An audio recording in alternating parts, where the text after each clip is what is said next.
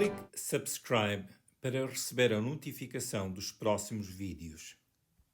Saudações! Começo aqui uma nova série com o tema O Regresso de Jesus.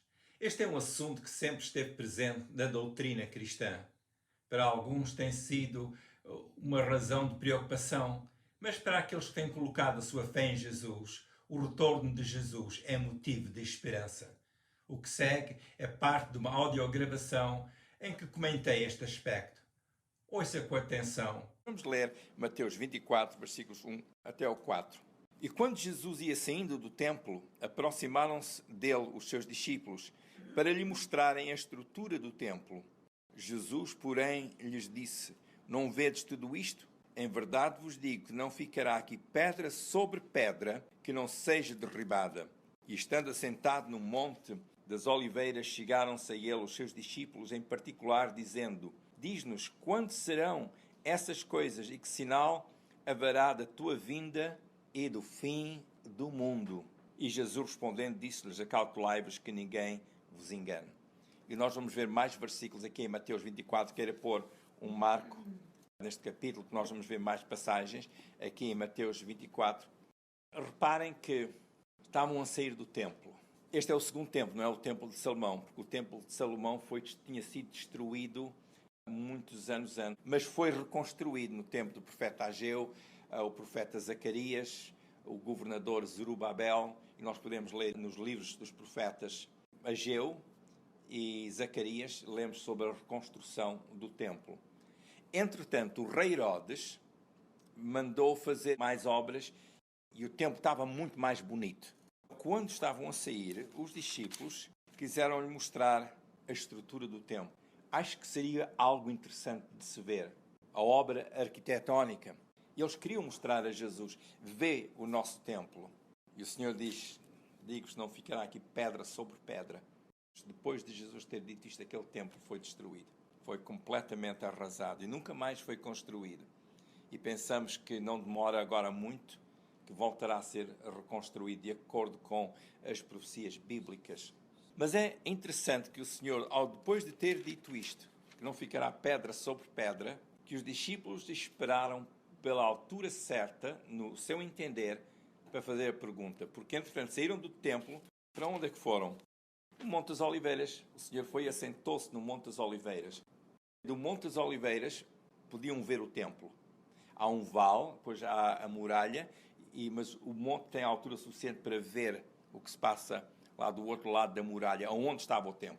Hoje estão lá duas mesquitas, a mesquita de Aqsa, quem está no Monte das Oliveiras está para o lado esquerdo, tem uma abóbada prateada, e depois para o lado direito, portanto isto visto do Monte das Oliveiras, para o lado direito está a mesquita de Omar, que tem uma abóbada dourada.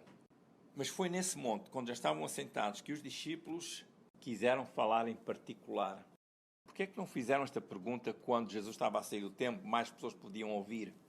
Eu acho interessante que eles escolheram um momento para o Senhor explicar a eles que sinal haverá da tua vinda e do fim do mundo. Quando vão ser estas coisas que falaste, que este templo vai ser destruído? Quando é que isso vai acontecer? Quando é que tu voltarás? Quando é que vai ser o fim do mundo? Estão a ver um paralelo com o que as pessoas estão a experimentar hoje? Quando é que vai ser o Apocalipse? Todos aqueles sinais que nós lemos no livro de Apocalipse, no livro de Daniel, Mateus 24 e 25 e outras passagens no livro de Malaquias também, e outros profetas. Quando é que isso vai acontecer?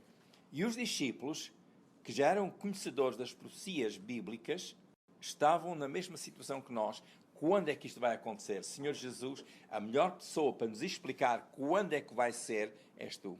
Eu não vou entrar nos detalhes dos acontecimentos. Leiam capítulo 24 e capítulo 25. Há partes que são um pouco mais difíceis de entender, mas lembrem sempre, alguns dos acontecimentos já se deram, porque o povo judeu depois teve que fugir daquele lugar e foi disperso. E há outras coisas que ainda estão para acontecer.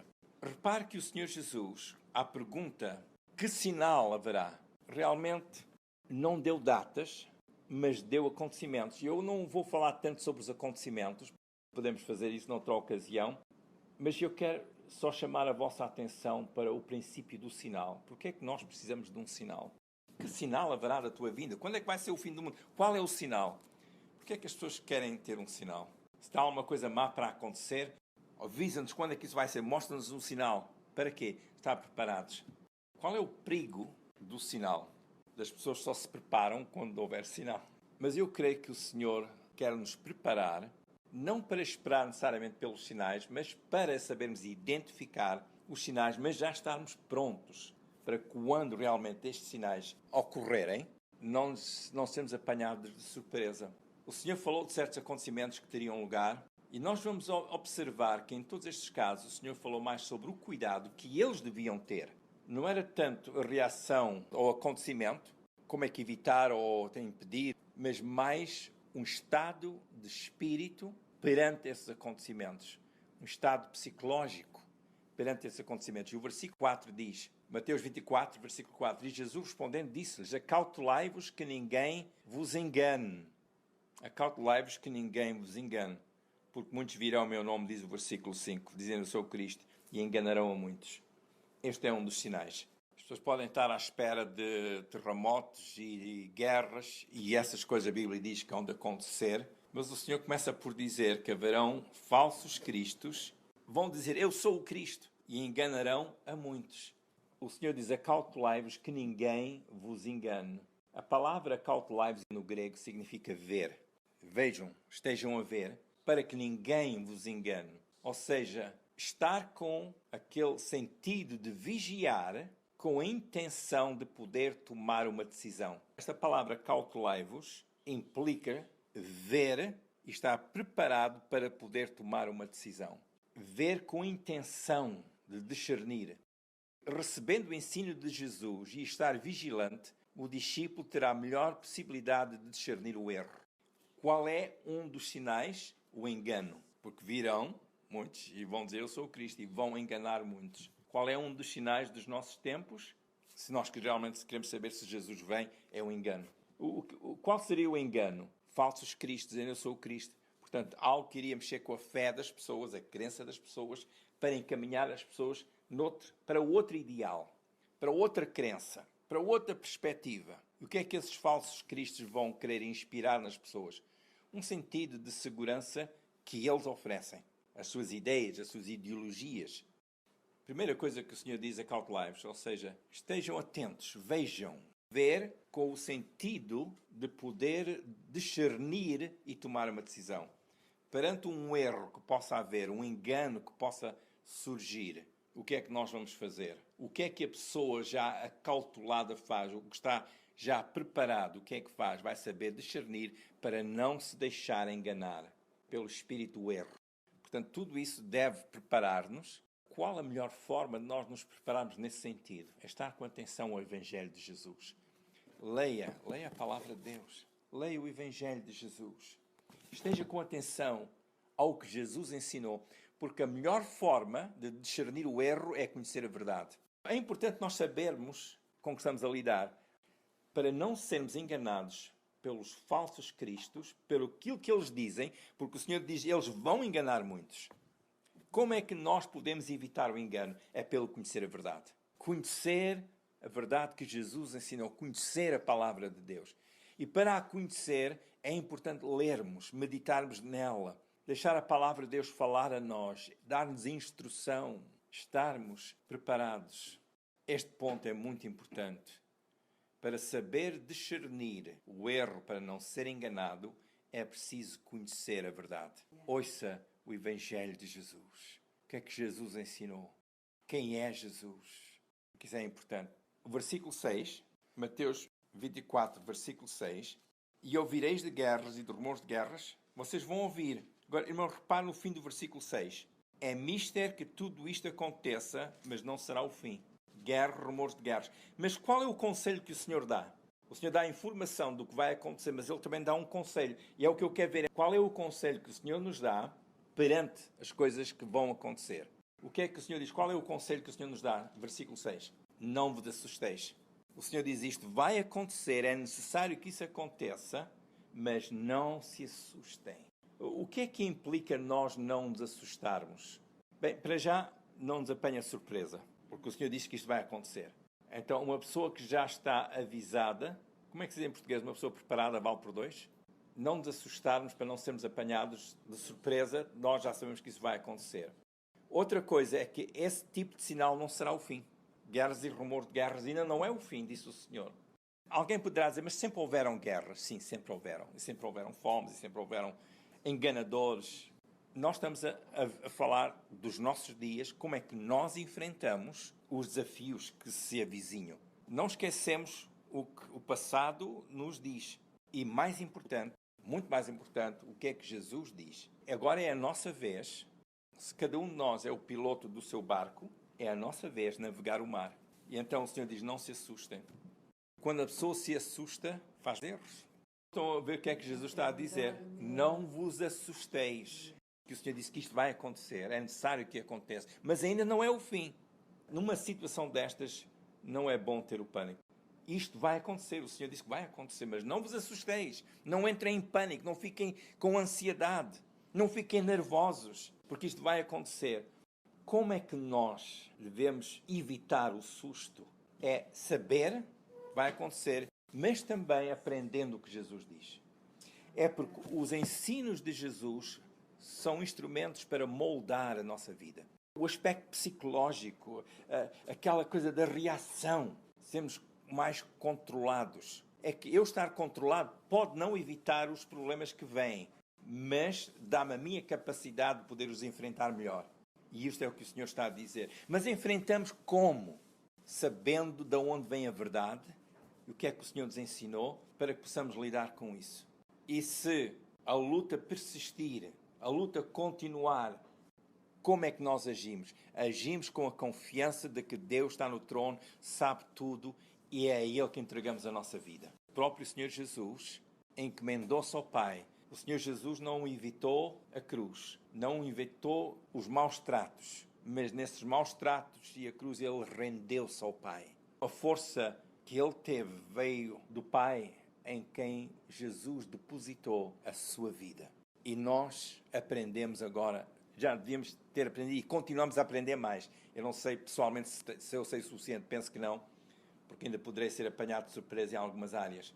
Mas posso, entretanto, ir e continuar a preparar o meu espírito, a minha alma, a exercer o controle, para que o conhecimento que nós já temos do Evangelho possa então ser acionado e eu agir de acordo com a sabedoria que Deus já nos tem dado. E que não seja o pânico a tomar conta de nós, mas a sabedoria de Deus. Vamos reter o que o Senhor nos tem ensinado. Vamos ver 2 Timóteo 4:7.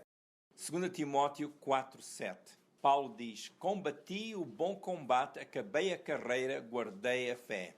Combati o bom combate, acabei a carreira, guardei a fé. O apóstolo Paulo também conheceu muita perseguição, maus tratos, mas ele diz, é um combate, a vida é um combate. Eu acabei esse combate. Acabei a minha carreira, mas guardei a fé. O que é que nós devemos ter sempre em mente? Guardar a fé. Guarda a fé.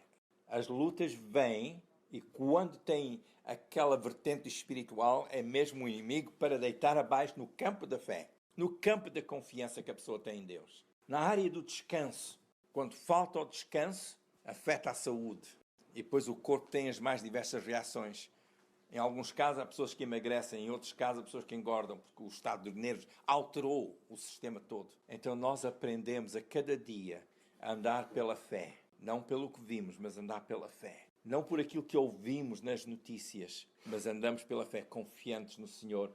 Para quê? Para que não vos assusteis. As pessoas hoje perguntam por sinais. E alguns dizem, sempre houveram guerras. Então porquê é que as pessoas se assustam? Porquê é que andam com ansiedade? Se não é a primeira vez que há um vídeo, porquê é que há tanta ansiedade? É porque as pessoas ainda não aprenderam a confiar. É a nossa situação. Ainda nos assusta. Porquê? Porque ainda precisamos de aprender mais sobre confiar no Senhor. Confiar no Senhor. Compreendemos que em ocasiões de transtorno social e até espiritual, que haja preocupação se estas realmente estão ligadas com os sinais da vinda de Jesus. Como consideramos nesta reflexão, mais do que os discípulos saberem identificar os sinais, Jesus quis que eles não estivessem assustados. Os sinais servem para confirmar as profecias, mas conhecer o Evangelho prepara-nos para estar em paz e em comunhão com o nosso Salvador, em quem nós confiamos. Segundo as palavras do Evangelho de São João, capítulo 14, versículos 1 a 4, há um lugar que Jesus foi preparar, um lugar para onde Jesus levaria os seus discípulos para aí estar com eles. É importante entender os tempos em que vivemos, mas é mais importante manter-nos firmes na verdade do Evangelho, que nos diz que quem nele crê tem a vida eterna. João 3,16. Será oportuno pensar em dar a sua vida àquele que deu a sua para nos salvar. O mundo muda, mas para quem está em Jesus, essa pessoa tem a vida eterna dada por aquele que não muda. É necessário a pessoa por si própria tomar a decisão de vir a Jesus. Este passo é essencial. Queira agora dizer a Jesus, com fé: Senhor Jesus, perdoa-me e salva-me. Se com sinceridade e fé disse estas palavras, creia que Deus ouviu. Faça o seguinte: todos os dias fale com Deus em nome de Jesus. Todos os dias leia um pouco da Bíblia, em especial as narrativas do Evangelho. É para aprender mais de Jesus. Procure e frequente uma igreja que prega sobre a vivência no Evangelho. Esta prática é importante para a sua formação como discípulo de Jesus. Se esta reflexão tem ajudado, deixe o seu comentário por baixo deste vídeo. Oro a Deus que as suas bênçãos acompanhem a sua vida a cada dia. Se quiser ver os vídeos anteriores, vá ao YouTube, ao canal com o meu nome, Manny Best.